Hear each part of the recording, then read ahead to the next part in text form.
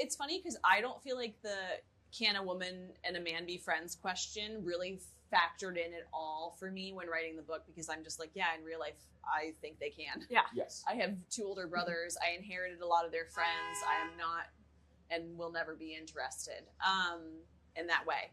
So I think that's kind of a foregone conclusion for me. I feel like it's almost more like, can dogs and cats be friends is sort of like the deal with Alex and Poppy, where you're like, these 2 people should not be in the same room, but it also works. And I just have so many friends who are in relationships like that, where one of them is really vibrant and loud and fun and playful, and the other one you think is just kind of like this quiet, you know, they can seem like a bore. And then you see like the way that they bring different things out in each other, and it's like really beautiful, and it works. For some reason it works. Yeah, I agree. I think that for its time, that was a great question that film was asking. I don't think we're retreading that. Right, yeah. I think that we are looking more at, like when you date yourself, and I think both Alex and Poppy date themselves in this movie.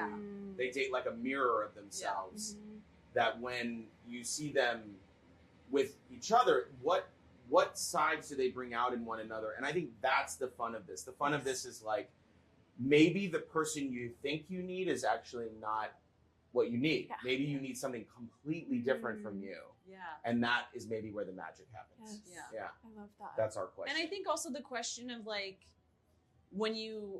I think it's a fun thought experiment too, that if you already love someone that much before you're in love with them, what do you do?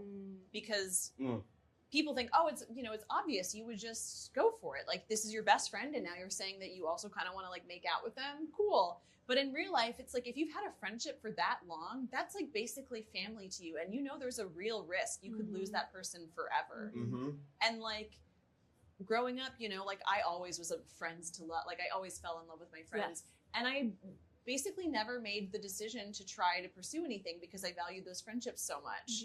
And so it was like a fun thought experiment for me to be like, what I don't know, what happens if you try to cross that line and then uncross that line.